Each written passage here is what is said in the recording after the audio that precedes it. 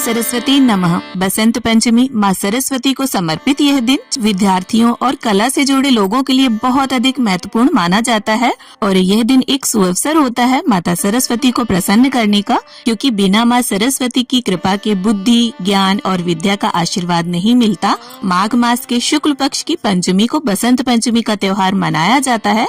इस दिन विद्या, संगीत, ज्ञान और कला की देवी माँ सरस्वती की पूजा अर्चना की जाती है। बसंत पंचमी के दिन से ही बसंत ऋतु का आगमन भी हो जाता है, जिससे चारों तरफ हरियाली और खुशहाली का माहौल होता है। इस दिन स्कूल, कॉलेजेस और शिक्षण संस्थानों में माँ सरस्वती की वंदना और पूजा की जाती है और बहुत से छात्र घर पर भी माँ सरस्वती की पूजा करते हैं। तो आज की इस वीडियो में मैं आप सभी को बताने वाली हूँ कि घर पर आप किस तरह से माँ सरस्वती का विधिवत पूजन करें। तो देखिए, बसंत पंचमी के दिन सुबह सवेरे स्नान आदि करने के बाद पीले या सफेद रंग के वस्त्र धारण करें और संभव ना हो तो हाथ में पीला कलावा भी बांधकर पूजा कर सकते हैं। इस पूजा को आप सुबह भी कर सकते हैं और समय ना हो तो सुबह के 9 से 12 के बीच में भी आप ये पूजा कर सकते हैं, क्योंकि ज्यादातर उसी समय में स्कूल्स और कॉलेजेस में पूजा की जाती है। और पूजा के लिए चौकी भी लगा सकते हैं या मंदिर में भी पूजा कर सकते हैं। तो मैंने यहाँ पर चौकी लगाकर पीले रंग का वस्त्र बिछा लिया है और माँ सरस्वती की मूर्ति है मेरे पास। ये व्हाइट मार्बल की मूर्ति है जो कि स्नान कराने से गलेगी नहीं, मिट्टी की मूर्ति गल जाती है। तो यहाँ पर मैंने सरस्वती माँ को पहले जल से, फिर पंचामृत से, फिर वापस जल से स्नान करा लिया है। और देखिए, पंचामृत लगा नहीं होना चाहिए, आप अच्छे प्रकार से साफ कर ले। और इसके बाद सरस्वती माँ का अच्छे प्रकार से हम अंग पोषण कर लेंगे। और ये जो जल है, स्नान का जो जल है, उसे हमें यहाँ वहाँ नहीं फेंकना है। आप किसी भी पौधे में डाल सकते हैं या इसे प्रसाद स्वरूप ग्रहण भी कर सकते हैं।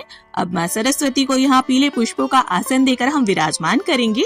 और पूजा के लिए आप सरस्वती माँ का फोटो या मूर्ति कुछ भी ले सकते हैं। अब थोड़े से पुष्पों का आसन देकर यहाँ पर प्रथम पूज्य गणपति जी को भी आपको विराजमान जरूर करना है। अब चूंकि यहाँ पर मैं विस्तृत पूजन आपको बता रही हूँ, इसलिए कलश स्थापना यहाँ पर हम करेंगे। तो थोड़े से अक्षतों का मैंने आसन दे दिया है, उस पर अष्टदल कमल की आकृति बनाकर हम कलश स्थापना करेंगे। तो कलश स्थापना के लिए आप पीतल का भी लोटा ले सकते हैं, तांबे का भी ले सकते हैं, या ना हो अगर आपके पास तो आप स्टील का भी लोटा ले सकते हैं।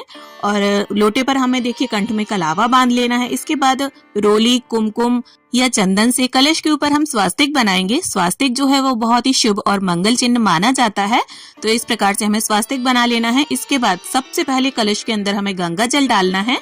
तो यहाँ पर 2-4 बूंदे हम गंगा जल की डालेंगे।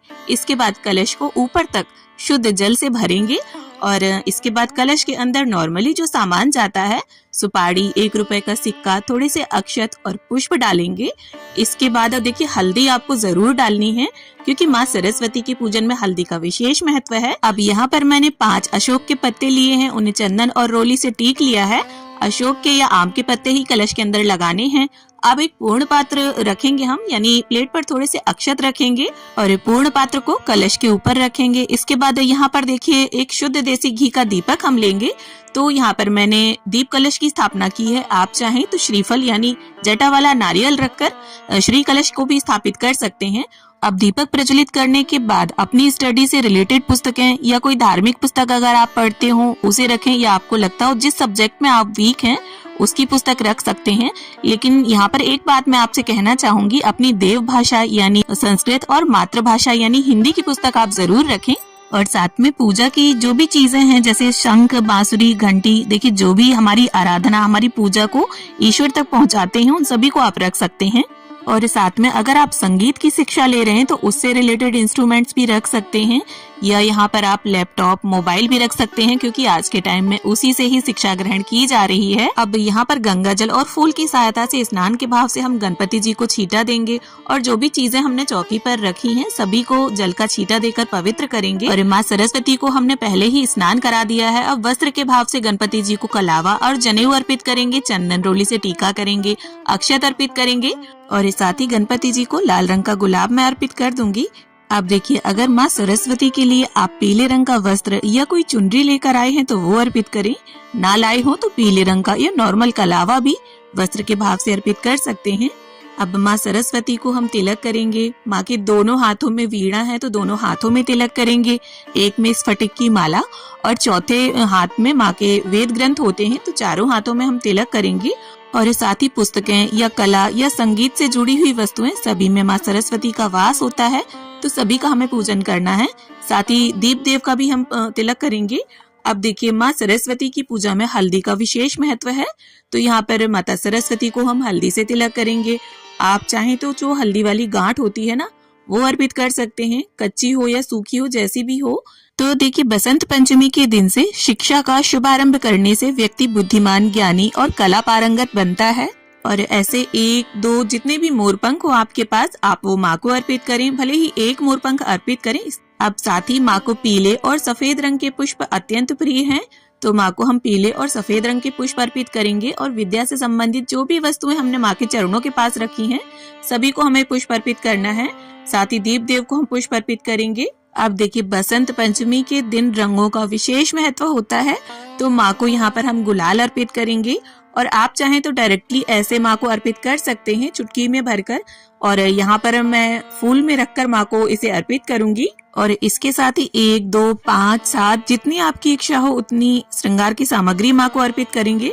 अब साथ ही बसंत पंचमी के दिन मीठे बसंती रंग के चावल माँ को अर्पित किए जाते हैं या फिर आप केसरी हलवा, केसर डालकर खीर बना सकते हैं या पीले लड्डुओं का भोग अर्पित कर सकते हैं। कुल मिलाकर माँ को पीले रंग का भोग अर्पित किया जाता है। और साथ ही बेर का भोग विशेष रूप से माँ को अर्पित किया जाता है तो बेर अगर उपलब्ध हो जाते हैं तो इनका भोग जरूर अर्पित करें। और इसके साथ ही देखिए अगर आपके बच्चे छोटे हैं, शिक्षा ग्रहण करने की शुरुआत करने वाले हैं तो आप एक उपाय कर सकते हैं। माँ के समक्ष इस तरह से थोड़ा सा शहद रख दीजिए और जब इस चौकी को उठाएं तभी शहद को उठाकर उस बच्चे को चटा दीजिएगा। और साथ ही जल का भोग भी हम रख देंगे। अब देखिए पेन रखना मैं भूल गई थी, वो रख देती हूँ।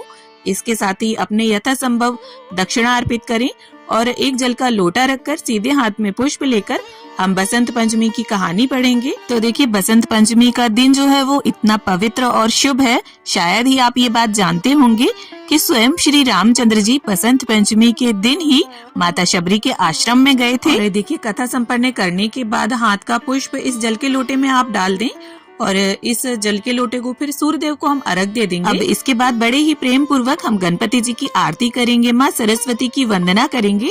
तो जो भी वंदना या जो भी आरती आपको आती हो माँ सरस्वती की आप उसे गाकर आरती कर सकते हैं। या कुंदेन्दु तुषार हार धवला या शुभ्र वस्त्रान्विता या वीणा वरदंड मंडित करा या श्वेत पद्मासना। अब आरती संपन्न करने के बाद सीधे हाथ में थोड़ा जल लेकर चौकी के आसपास फिराएं, हाथ जोड़कर माँ सरस्वती से पूजा में रही कमियों के लिए क्षमा याचना करें और ऐसी प्रार्थना करें कि हे माँ हमें अपने उज्जवल भविष्य के निर्माण में सहायता करें, हमेशा अपना आशीर्वाद हम पर बनाए रखें। और देखिए अपने बच्चों को इस पूजा में जरूर शामिल करें। अगर बच्चे छोटे हैं तो आप उनकी हेल्प करें और अगर बड़े हैं तो वो स्वयं ही कर लेंगे क्योंकि आज के समय में हर घर में शिक्षा ग्रहण की जा रही है। जैसा कि आप सभी जानते हैं शिक्षा ही हमारे उज्जवल भविष्य के निर्माण में सहायक सिद्ध होती है और इस शिक्षा प्राप्त करके ही व्यक्ति ज्ञानी और धनवान बनता है। और शिक्षा किसी भी तरह की हो सकती है। जैसा कि मैंने बताया इस शहद को छोटे बच्चों को और परिवार के लोग भी ग्रहण कर सकते हैं। तो देखिए आपने देखा भी होगा कि जब भी किसी प्रकार की शिक्षा का शुभारंभ होता है तो हमेशा सबसे पहले माँ सरस्वती की पूजा अर्चना की जाती है।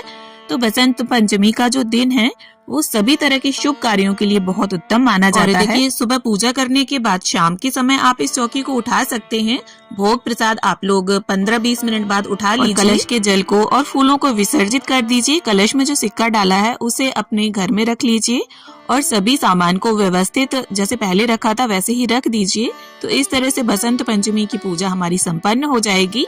उम्मीद है वीडियो में दी गई जानकारी आप सभी को अच्छी लगे।